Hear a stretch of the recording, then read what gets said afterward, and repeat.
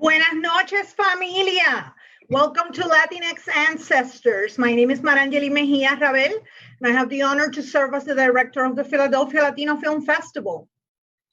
Qué rico la vamos a pasar esta noche. Definitivamente quiero darle un saludo súper cariñoso desde Filadelfia a los compañeros Cristina, Karim y Alex del equipo de la película del momento, Mucho Mucho Amor. Bienvenidos. Gracias. Un placer tenerlos con ustedes y felicitaciones. Definitivamente, as somebody who grew up watching Walter every week, thank you from the bottom of my heart. Truly a labor of love, beautifully done, phenomenal. Pero anyway, ustedes han estado being praised all the time y lo que les falta, mis hijos, porque esto es un palo. So thank you for making the time.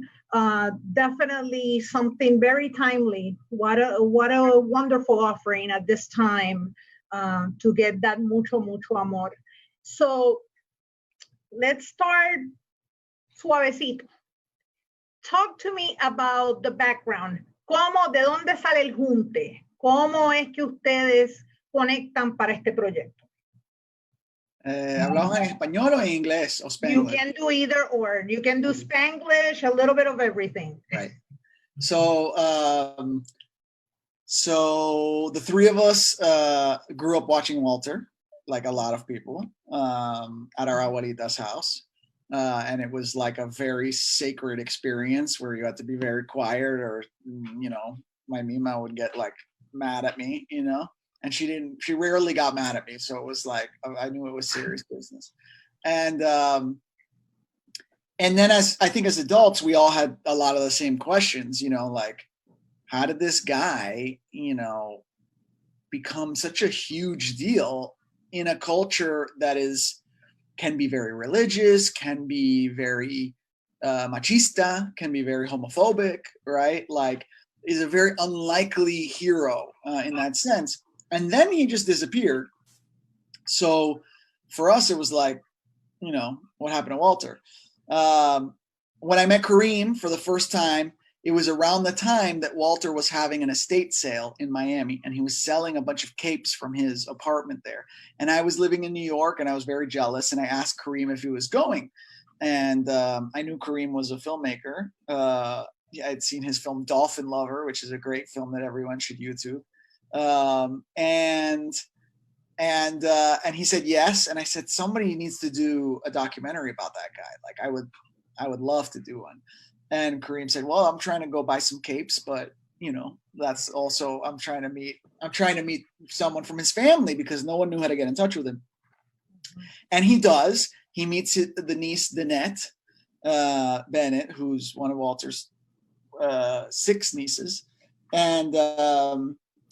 and we set a time to talk about it. And half an hour before this call, Christina calls me, and she had been working on Science Fair, her last film. And she said, hey, I heard you're obsessed with Walter Mercado, which I like never expected. I didn't think that was going to be the subject of the conversation. I want to make a movie about him. And I said, this is very weird, but in 30 minutes, I have a call with another director about the same thing. But I thought, like, you know, maybe it was just like the hunch of the Cosmos and Walter, and also they had complementary styles, and I thought maybe they would get along. And I asked them if they'd be fine getting on the phone together, and they were, and they met, and they, like an arranged marriage, decided to direct the film together, and then we were off to the races. We set off to pitch, to find the wizard, you know. Wow. That sounds like the stars were aligned, right? Yeah. Exactly. Absolutely. So tell me a little bit about that first approach, that first time that you talked to Walter. I was very touched to see how cómodo él estaba, how comfortable he was. How did you get to build that confianza with him? I wasn't. Karim, Karim is the Walter whisperer. I think it has to be said. We don't mention this enough that when nobody else could talk to, when Walter wasn't having it from anybody else, Karim went in, and he had a special way with Walter. You really did. Do you want to tell the story of when we met? Thank you. I speak fluent old lady and old people in general. That's like, that's me. Walter was 100 years ahead of his time, and I was 100 years too late for my time. So our first call with Walter, we were super nervous. We'd set up this call. His niece done it, helped facilitate a conversation, and we had rehearsed and we had like role played what was going to happen and who was going to say what and we were going to talk about. And we kind of gave our general idea, the pitch for what the documentary is going to be. And Walter said, "Okay, I'm interested in doing the project, but I have one question. What are your astrological signs?" And Christina and I are both Libras, and Alex is Sagittarius. And that was the right answer because he said, "Okay, I want to do it." I don't know what would have happened if one of us would have been a Capricorn. Like, it could have gone south really quickly. Who knows? And, the curious thing is that, as Alex was telling you, Christina and I didn't really know each other. We met in person for the first time in Puerto Rico the night before we met Walter, which was nuts. And so we went to Walter's house that next morning. Walter lives in the suburbs of San Juan, in a neighborhood that was probably pretty fancy in the 80s, but has seen better days. And it's a bunch of mid-century-ish track houses. And then track house, Walter Mercado's house. Very clearly from a mile away, and you've seen this film, it's like this yellow and blue, Moroccan-style villa in the suburbs. And we're very, very excited. And Alex is like secretly recording us, and he goes to Christina, "Where are we?" And Christina, "We're at Walter Mercado's house." So we're very, very stoked. He lives gated in, and so we walk up to the house. We meet his assistant and his nieces and his secretary, and they take us upstairs to kind of the most informal of the sitting areas, which is not very informal, but Walter had many sitting areas. And this kind of one area is like sunken in. So it's like 3 steps down. It's about a 3 feet difference from the main area of the house to the sunken in living room. And it's full of books and La Caridad del Cobre, San Martín de Porra, and yeah, exactly. All of these things. And like pictures of James Dean and Rita Hayworth and like indigenous deities. It's just very, very much. It's a lot. And we sit down and we're probably talking with the family for like 40 minutes or so. And then all of a sudden we hear, "Karim, Christina, Alex." And we look up and there's Walter, dressed head to toe in white linen with these big gold glasses and his beautiful hair. And he's still at the main living area. So feels like he's hovering, he's floating 3 feet above us, and we all just kind of look up like, because there's the man that only lived in our TV, and now he's in front of us. And then he came up to us and he grabbed our hands and he looked at each one of us in the eye and he told us something about each one of us and our films, and he'd done all of his research. He knew something about us, so we were like impressed, bobiado, we're a little bobo. We're like, how do you even know my name already? And it was, and we talked for like, an hour or so. And then he said, "Let's go eat." And we went to like a hibachi lunch in a strip mall somewhere, but which was it's very Walter. It's like the grandeur of all of it. And then like, let's go to the strip mall because there's this little restaurant that I like and they know me there. Right. Yeah. Yeah. And that was the first time we met him. Wow. Yeah, and he's like he's half magical wizard and then half abuela. It's like your abuela would have her favorite place in the strip mall that you'd have to go, and he's the same. And that's kind of, I think, the relationship we had with him. At first he was more of a magical wizard, and then he became more and more in the grandma family member of our family camp as the filming went on, and we got very close to him. And you see that in the film, that there's a trust that we built up. You can see like the intimacy of a lot of the shots which were only allowed because we really became close to the family and Willie and Wilma, and we came to love them and they came to love us, I hope. you know, during the filming, they would call us piojito, which means little tick, little lice. I think because we were everywhere and we were hard to get rid of. But it was an affectionate nickname. La realidad es que la película captura un calor humano de una forma bien excepcional. Felicitaciones en eso. You know, as Karim mentioned, the house, you can tell that it's like busy and there's a lot of stuff, but it's shot in such a beautiful way. And, you know, all the colors, his presence, his interaction with the dog, you know, that intimacy when he's having his breakfast, the fact that he's allowing you even in his room, you know, definitely speaks volumes of how en confianza he felt and how he trusted your vision also to capture his work. You mentioned that he said something to you about each one of you and your work. Did he ever get to talk to you or tell you things that you didn't think he would know about you? Did he ever surprise you that way? You know, going in, we said that we were not going to ask him for a reading. We were not going to ask him for anything because everybody does that. Like every time he's out in public or anybody, even if like somebody comes to the house to deliver something, it would be like, Walter, que tú me ves en el futuro. And we're like, we're not going to do that. But quite naturally, I think it might have been all on the same day, but at some point during shooting, he read all of our astral charts for us. Wilma, his secretary, asked us about like, what time were you guys born? And I think we all had to like, you know, reach out to our moms and find out what time we were born. And then he read our astral charts and we recorded it for one another in our iPhones. So we could say that we had our charts read by Walter Mercado, which is, you know, no small feat. And I think he told Christina, what did he say about you and me?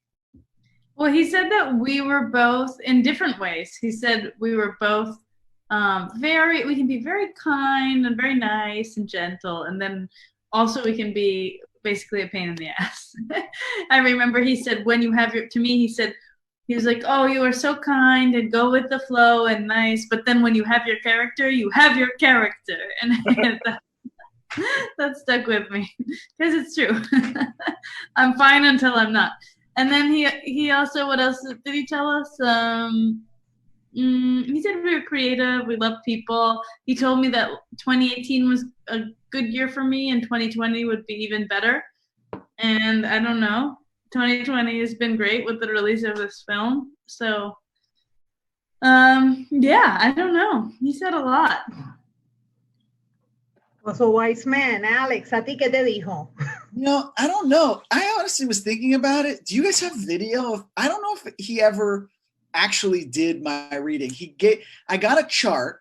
I remember getting a chart. I have this chart signed, but I don't remember him telling me anything. I know on numerous occasions he said, Sagitario, like, you're a go-getter, you know what I mean? Like, nadie te va a parar, that kind of a thing, you know? But like, I don't remember him like flipping, no sé, it probably just like escaped me because I was so kind of starstruck from it, you know?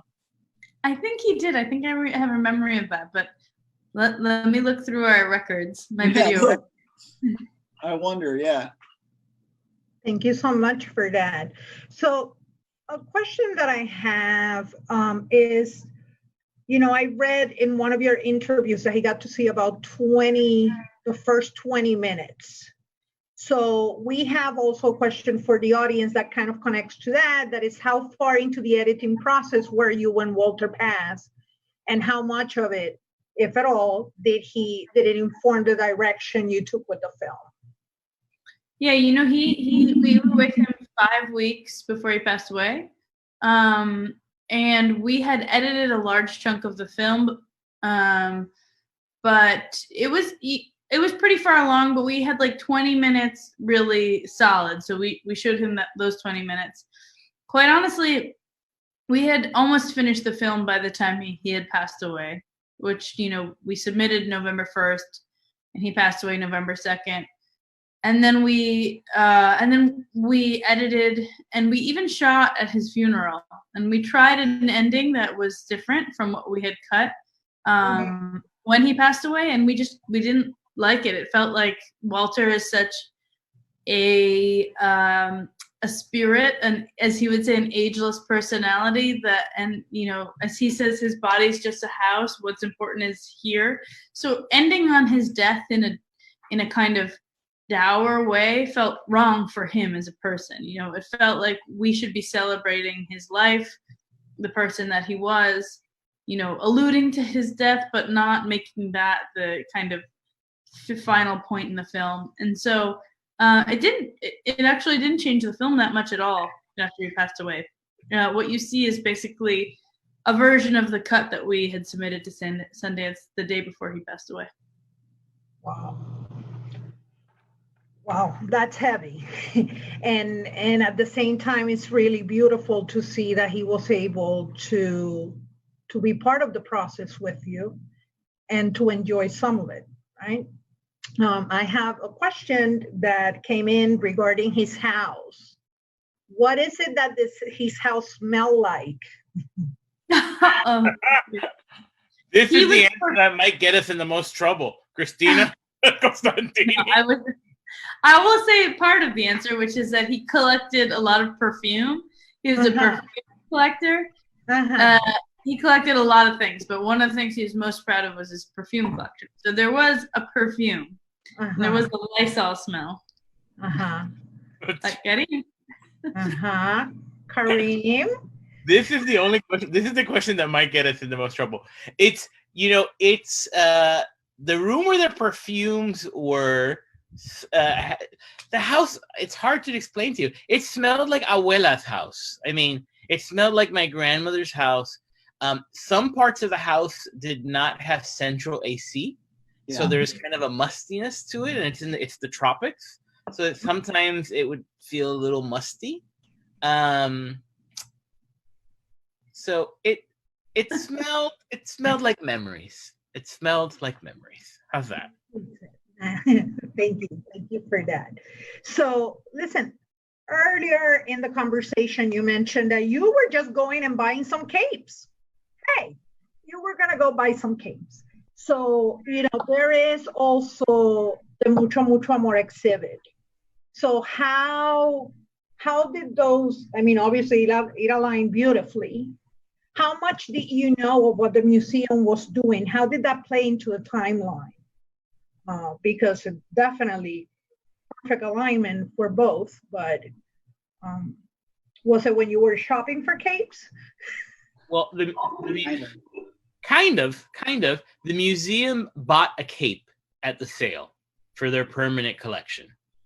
I had friends at the museum. It's a wonderful museum, History Miami Museum. I had friends at the museum, and they knew that I was involved in a project about Walter Mercado. And they were the ones who mentioned, like, oh, you know, Walter's such a huge figure. And I think they figured out that it was the 50th anniversary of his show. Those details are murky, but we helped facilitate. So we helped connect them to one another on the understanding that we were going to film and follow the process. So yeah. And Walter had wanted to do, so the reason that it was like such an elaborate entrance and all the dancers and stuff, that was actually Walter. Like Walter, when we met him on one of the first trips that we went, he's like, there was this bust, this like kind of statue of him that is in the film that was made by this Spanish sculptor. Yeah. And she was in the process of making it, and they were very excited. And he's like, I had a vision that we would 12 beautiful model dancers would enter a room, each in one of my capes, each for a sign of the zodiac, and they would surround this mysterious object and then pull the cover off of it and unveil this thing, right? And so when the museum thing happened, we were like, Walter, do you want to, I mean, this is basically your vision, you know? So then they got this choreographer in Miami to like hire a bunch of dancers, and they brought all these capes from Puerto Rico. And so I think the museum was very excited, but I think Walter and his family turned it into a Walter spectacular, beyond their expectations. What an entrance, right? I mean, we know that there were other reasons why he entered the show the way he did, the exhibit, but it reminded me of Frida Kahlo being carried into the exhibit in her bed. Yeah. He talked to us a lot about his vision for it. He wanted it to be like Cleopatra entering Egypt, Cairo, was it? And there's a film, I think Kareem would know better. Is it Audrey Hepburn playing? Who plays Cleopatra in that? No, it's Elizabeth Taylor. Elizabeth Taylor. Sorry, I'm so sorry. He always knows. He always knows. I know. He's not happy with me. But Elizabeth Taylor enters on a throne carried by beautiful men, and Walter wanted the same thing for himself. And so that throne that brought him in, was, for him, that was his dream. But what you can't see in the film is that the throne actually had a date that we had to get Walter out of the chair for, because it had to make a quinceañera later. And so he was very quickly whisked out of the throne so that the quinceañera could make the quinceañera date. Yeah. That's real. That's real. So listen, I spent some time with a group saludo at the Bomba Live family. We got to do a show last week, and it was named Mucho Mucho Amor. Everybody was talking about the film. I want to tell you that some of the compañeras that were in the conversation were like, porque te tenías que ir a comprar los panties del color que él te decía que te los comprara. for the New Year predictions. If you didn't have them, you have to go get them. And they asked the why now, but also a little bit more about the timeline of the project. So what is from inception, from that first call, how long did it take? That was almost 3 years ago. That was, I think, August of 2017. For some reason, the three of us had the same idea at the same time. And it was a real process of trying to raise money. That was the thing that was really difficult for us. We thought, Alex was a VP at HBO at the time. Kareem had just had a feature that was on Netflix and had won Slam Dance with his prior film, Dolphin Lover. I had just had a film called Science Fair, which won the festival award at Sundance. And we were like, the three of us, with the greatest icon of all time. He looks like Liberace. Half the world's obsessed with him. He disappears, and we found him, like, no brainer. It's commercially viable, and we thought we were the right team to do it. But what we didn't anticipate is that, there's so few Latino executives, I think, in these worlds, that pitching it, nobody we were pitching to had any cultural understanding of who they were. So, they were asking us to go find viewership data for every place that he was popular in the 80s and 90s. And, that data is really hard to find. And it's also, the easier thing is if you just have somebody in the room who can vouch for it and say, yes, he was huge, he remains huge. And so we're very thankful. The two places we eventually got offers from, I think it's no coincidence that those two places had young Latino executives who knew exactly who Walter was and were able to say, look, this story is going to work. But for most of production, we had very, very little funding. And so, we weren't getting paid by the project. The three of us didn't get paid until, really right before we submitted to Sundance. And so of those, 3 years in development, we weren't paid for the majority of it. And also we had deferred payments for other people on our staff. And so it was a really big risk, and we're very glad it worked out the way it did, and that Netflix has been so great with us, and that we ended up on Netflix. It's the perfect platform. but you know, it has been a struggle, and I think the only solution to it is really hiring more Latinos and hiring more people from different communities. And you know, we were 6 this week, the 6th most watched film on Netflix this week, and I think it goes to show that there are people who want to watch these kinds of stories. So yeah, we are really glad it's done, but also the whole thing, we were building the plane as building the runway as the plane was taking off. Very much so. And for those that are not clear, you begin this process in August of 2017. Puerto Rico struck by Maria, September. So how did that impact the work or the flow of the work? Understanding all the challenges in La Isla after Maria. It very much. Oh, sorry. Go ahead, Alex. No, I was just going to say it slowed down the initial trip, the first production trip. We wanted to go kind of right away. Mm-hmm. And then it made shooting in January of 2018 more complicated. Everything was being run on generators still. Even setting up the lights was a big thing, whether they were going to short circuit the house, and there were, the roads were a mess. Everything was a mess when we came in January, so it was really striking, but it did certainly slow down our production. Walter's house was hit hard, like the entire island. A lot of the archival materials that we would have used were likely, destroyed during that time. A lot of the tapes were moldy and wet. Yeah. Definitely troopers. Thank you, because it's definitely a story that needed to be shared. So I have a couple of more questions that are coming in. Did he really store all of his robes and capes in his home, or did any of them require special preservation, any kind of treatment, etc.? And how many altogether? How big is the collection?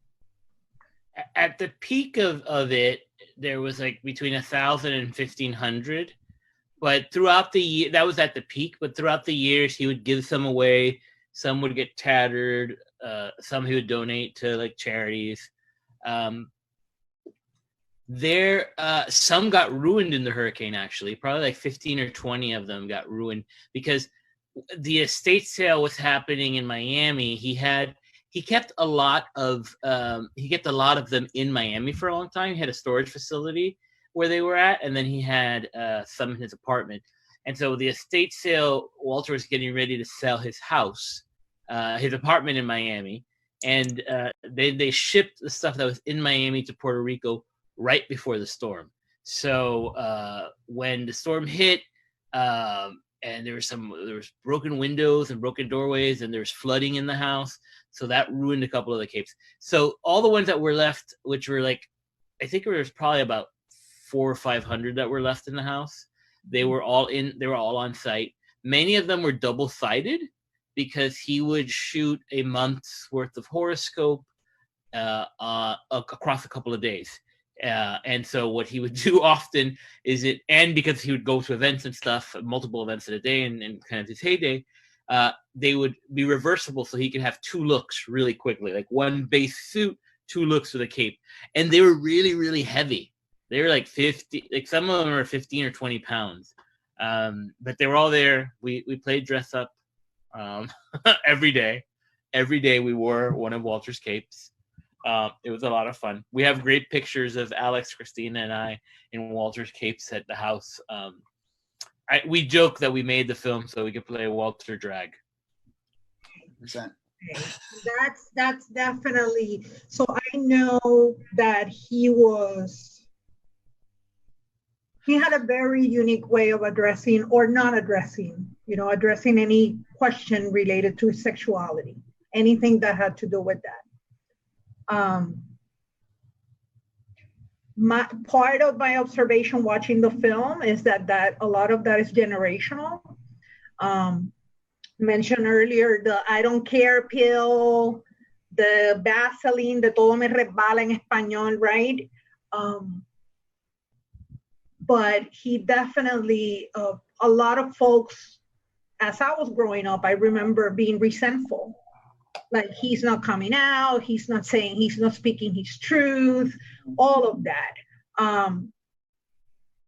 Did you guys ever get to have an off-camera conversation? I'm not trying to get you to out anybody, but did he say more than what he said on camera in terms of how he felt about those questions? He didn't say more than what he said on camera. We had many off-camera conversations with Walter. We also were very frank with him when we made the film about that we were going to ask him about everything. And to his credit, he never told us that there was not something he would not talk about. We knew there was things he didn't like to talk about.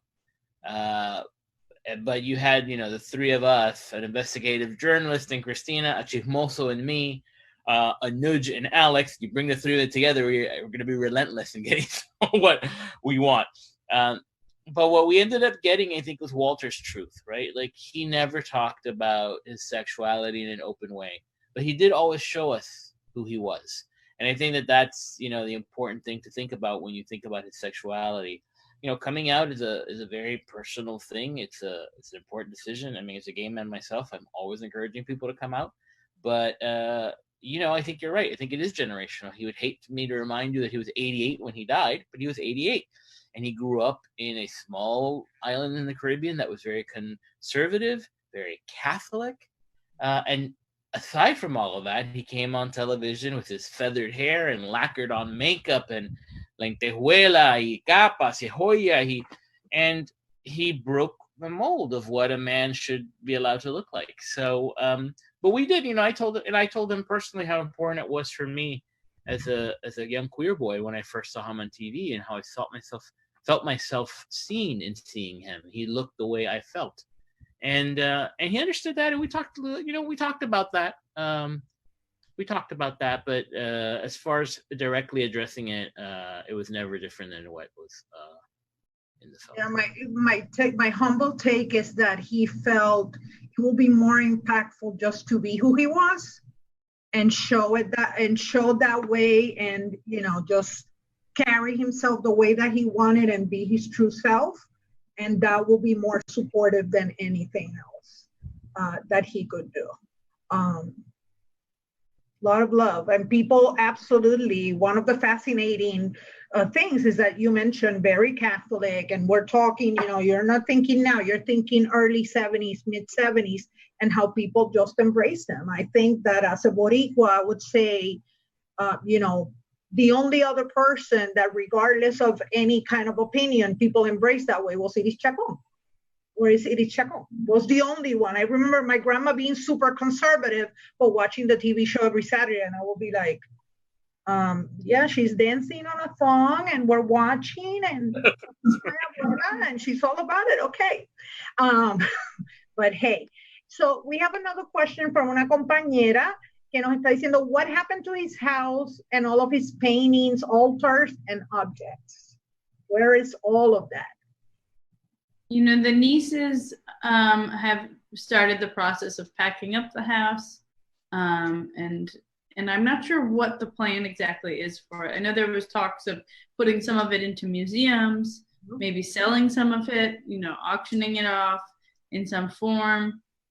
But I'm not sure, what the plans are yet. I think a museum would be great. I know the Smithsonian has expressed interest in putting one of his capes there, and maybe I think it was the Puerto Rican cape that they were most interested in. We hope that happens. But we're not really sure yet. It's been a difficult process for the family, for Willie, for Wilma. This film comes out at a time when I think they're still in mourning. We premiered just weeks after he passed away in Sundance, and they were with us. And I think the film has been for them a way of commemorating and remembering this person in a real way, not just in the who he was on camera, but who they remember him as their uncle. And so, but as to the house, I'm not exactly sure what's going to happen yet with it. I think we'll see. We'll find out in the coming months. Thank you for that. So let's go a little bit to the other side. So we have talked about the relationship with Walter and you building with him, with his family, with those close to him. Let's talk about Bill. How was interviewing him for you? And, you know, understanding that you're developing, we're Team Walter here, but you're developing that relationship with him, and then you get to hear this other man. What was that like? Well, Alex is the person who is really to thank for getting Bill on camera. You know, I think a lot of people would not, a lot of people who are going into an interview knowing exactly what they're going to be asked in that situation would say no. But Alex, you know, was completely honest with Bill about what it was we were doing, the story we were telling. And I think it's really to Alex's credit that we got that interview. I'm the one who ended up interviewing him, and it was a very strange experience. But, you know, I'm an investigative reporter by training, and I think that helps kind of helped me understand how to ask the questions, how to remain neutral, how to push where you needed to push. But yeah, I don't know. Alex, do you want to talk a little bit more about how we got Bill to appear on camera? Because yeah, I mean, if you're gonna, you know, you have to approach someone like Bill with the entire story, you know, and try to, you know, you start at the beginning. Like I approached him with the facts, which were that we knew that if it weren't for Bill Bakula, we might not regard Walter Mercado the same way. People in Puerto Rico would, but this like pan-Latino thing that happened, these generations of people watching him together on Primer Impacto and syndicated throughout Latin America to 120 million people, like that happens at, you know, by Bill's hand.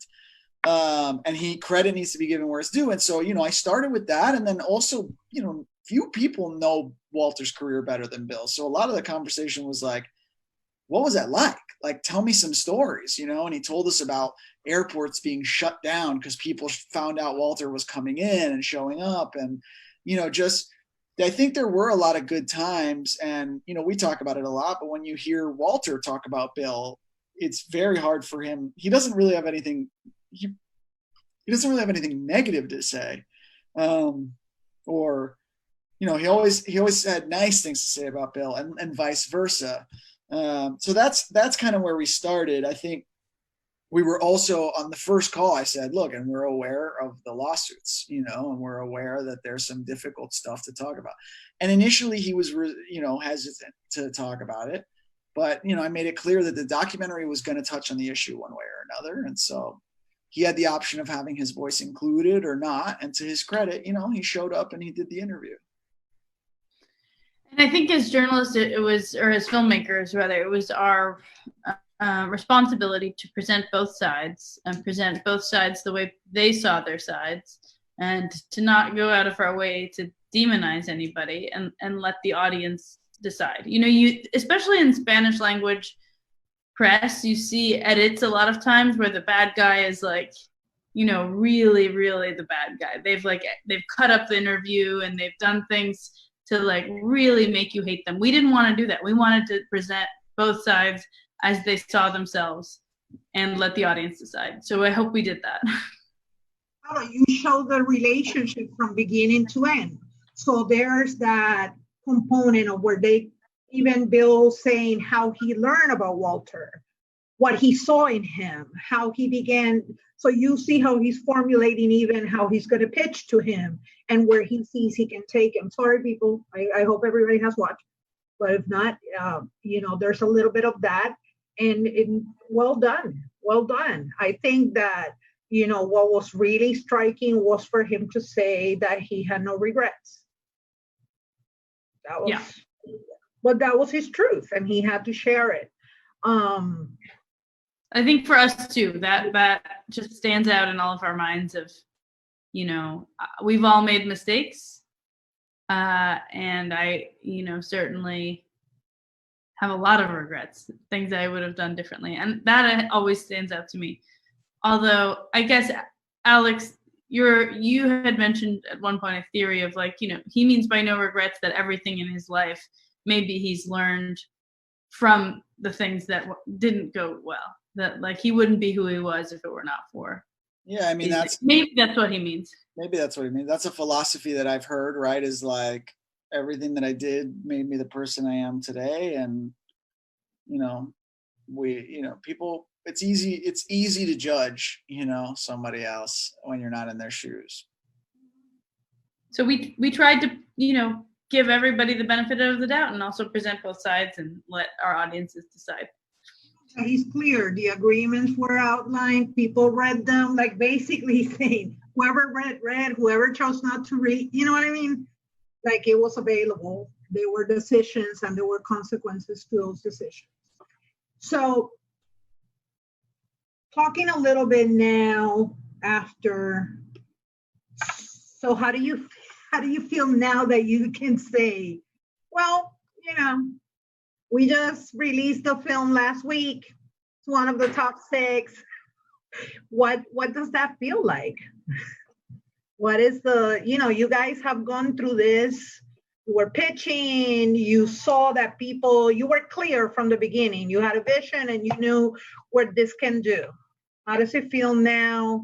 And we're just ramping up because we're not even a week into it. And you see how people are responding. I think it's surreal. It's overwhelming. The internet outpouring is the thing that feels craziest in all of this. I would also say the 3 of us we're like hard workers and cynics. And so everything, it doesn't feel like it's done. And I think maybe that's why we work well together, is we're never happy. We're always like, what else do we need to do? What else do we need to do? It's never, I think it's the happiest you could possibly be, but also our personalities are such that we're always like, but how are we going to get this to happen and this to happen? And, that's just us. Yeah. If we were number 2, we would be upset that we weren't number 1. Like, and that's for the film or like a pie contest or anything. That's just like ingrained in who we are. The hustle is real. The hustle is real.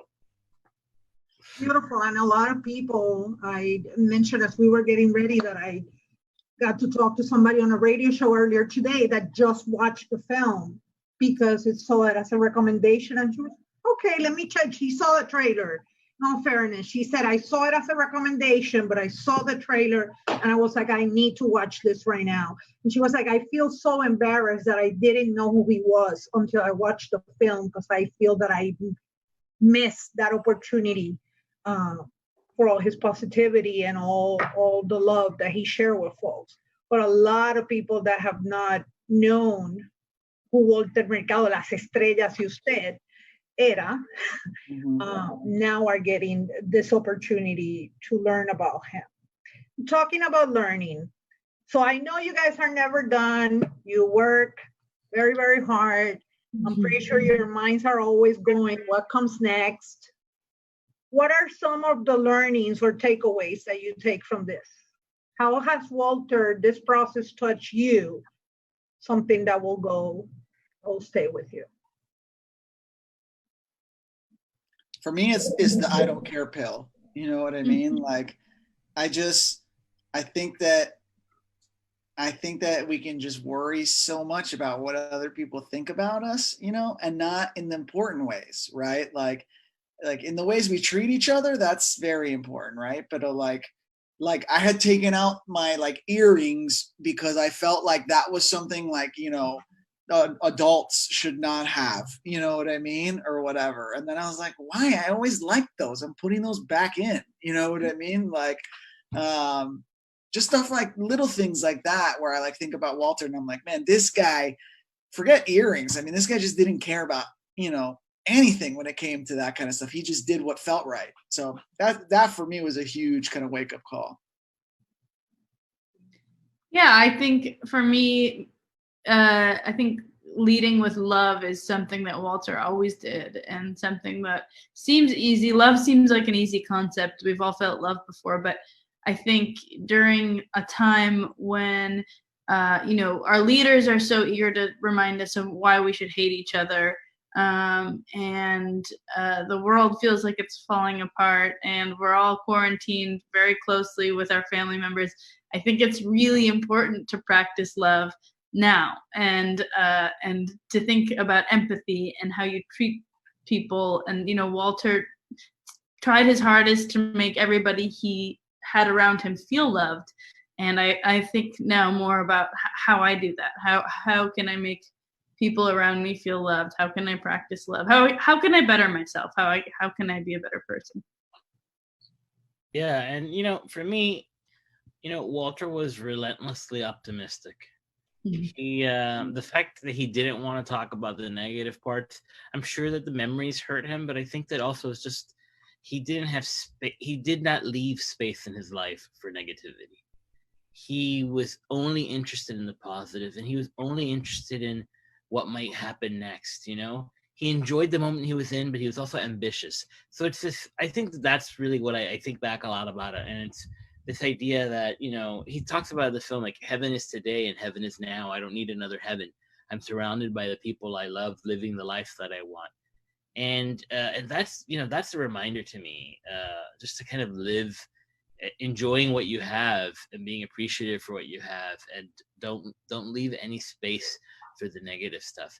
Even when he was really sick, he was talking about his plans and the book he was writing, and he wanted to go to Colombia in 6 months, and we knew that was not feasible to happen. But I think that relentless optimism, that ambition to keep doing more and more, I mean, I really admire that, and I think a lot about it. And I think it also speaks to who we are as children, as the children of immigrants too, right? Who, don't let yourself get down, and be ambitious and work hard. And yeah, that stayed with me.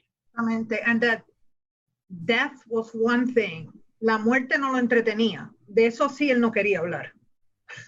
Yeah. Él se salía de ese tema. It was like, whoop, whoop, whoop, ¿para qué?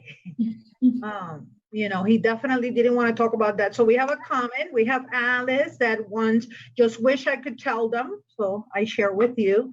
Thank you so much for doing Walter's story justice.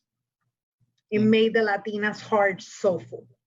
So, that's so sweet. And then we have a question from otra compañera, Vanessa Maria, that she's asking, has there been anyone like Walter in other countries that you know of? It seems like Walter was the only astrologist on Primetime International network news. There are some Walter equivalents that I'm starting to learn about.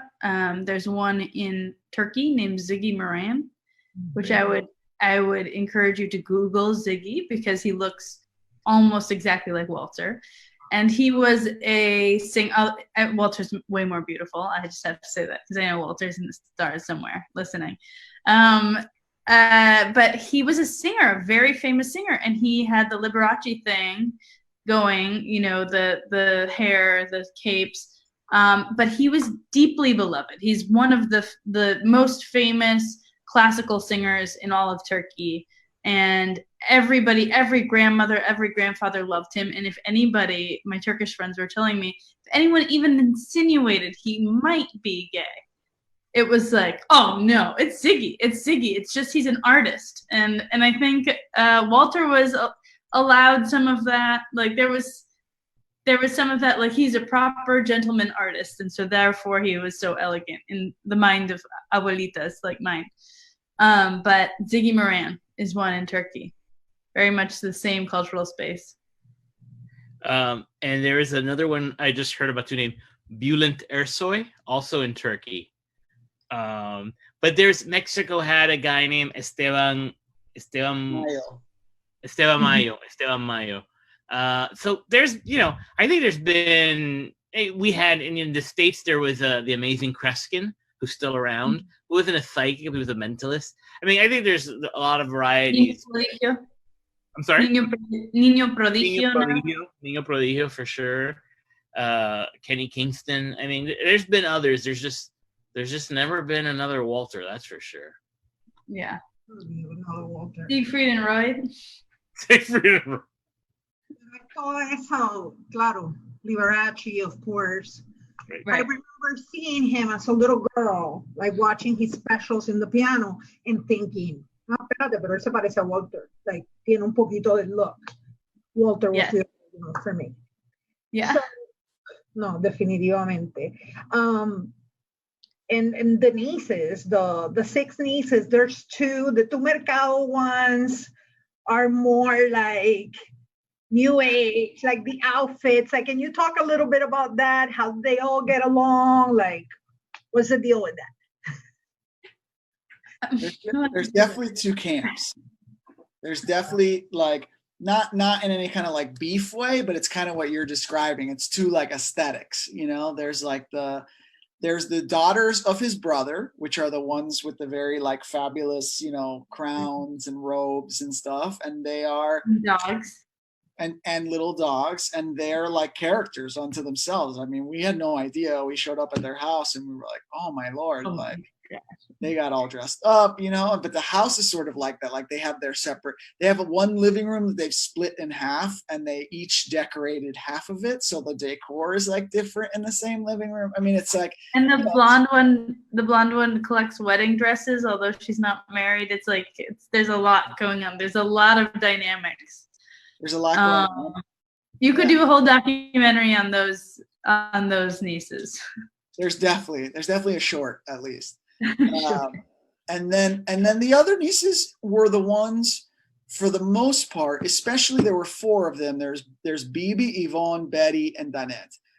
Bibi is the oldest one, probably the least involved in the business. They're the sisters' kids. But like Yvonne, Betty, and Danette, they were all very close to Walter growing up, and they've all been very involved in his life for years now. And going back to your Bill question, I think that the real tension is more between the nieces when they are old enough to sort of get involved in the business and understand Walter's business differently than the older generations did, and Bill, right? Like that's, so, you know, they're what's happening with Walter's legacy is mostly being planned by Yvonne, Betty, and Danette. And they are also, 2 of them, Betty and Danette, are also astrologers. So they are in the process of also continuing his tradition of horoscopes and doing readings and all that kind of stuff. I mean, I'm absolutely sold. Definitely. So we're coming very close to the end of our time together. I want to thank you again. Part of the work that we do here in PHLAFF is definitely building community with filmmakers and creatives. So, you know, so folks that are emerging in this film, that are looking at beginning a career in this field, what will be your 2 cents in terms of, you know, just some words of wisdom, un consejito? Hemos mencionado en varios momentos la importancia de la representación, ¿no? Dentro de este campo. So what could you offer as an ofrenda to folks that are looking? I would say that dreaming really big is always been the right path for me. I think, you know, thinking about just going for what seems like the craziest thing, and working really hard towards that. And that advice comes with a caveat, which is be prepared to fail.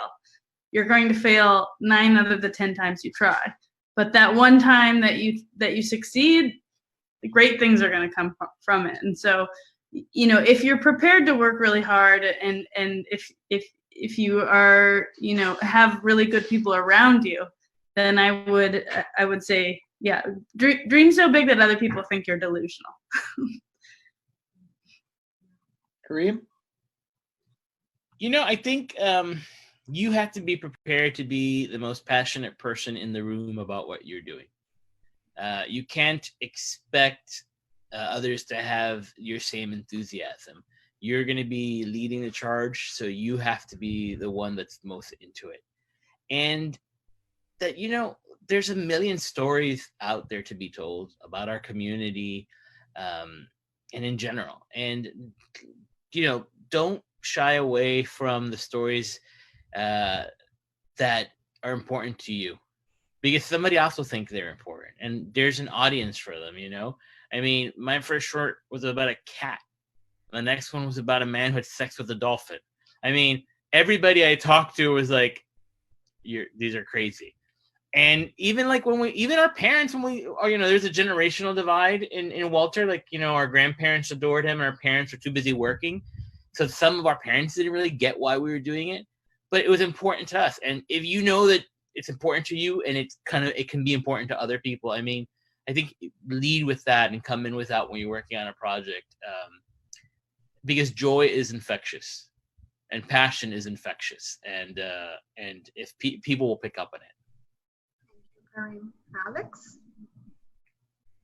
I'll say two things that contradict each other. The first is fake it till you make it, right? Like, I think that a lot of times, especially in Latino communities, we're like hesitant to sort of, and like to inject ourselves into something, right? And I assure you, like, white, cis, straight men never have that problem. Like, they're just always ready to say yes to an opportunity. And I think we can be like that. At the same time, I do think it's important that you get reps in, and like, you need to do the work and you need to learn the jobs, like, something that's helped me as a producer is that I think at this point I've done most of the jobs that are involved in a set, including acting, right? Like, I mean, I've been involved at every sort of piece. I haven't done them all well, but I've done them all at least once, right? And so I think there's a certain amount of learning craft that's very important, because I think emerging filmmakers are often like,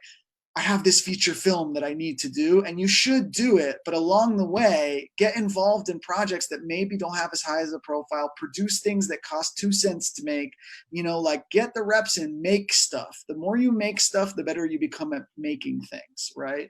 And that will make it so that when you show up and you say yes to an opportunity you may not feel ready for, you will be ready, whether you know it or not. Thank you so very much. This has been lovely. Thank you again from the bottom of all of our hearts. Mucho, mucho amor para ustedes. Esto es un regalo excepcional, and we are better for it. Thank you to the three of you and to everybody who supported Walter through his career. This is a wonderful gift. And to the PHLAFF family, join us for our next PHLAFF Live on July 25th. Where we're going back to Puerto Rico, but for a totally different film with Landfall, with Cecilia Aldarondo and the team. And it's going to be a fun night, Saturday the 25th, which, as you know, is marked as a holiday in Puerto Rico because it's the day where it's the establishment of the Commonwealth. El Estado Libre Asociado es el día que se celebra. So it's a loaded day for Puerto Ricans. So join us then. Thank you again, and I can't wait to see what comes next. Thank you. Thank you for having us. Thank you so much. Bye-bye. Goodbye.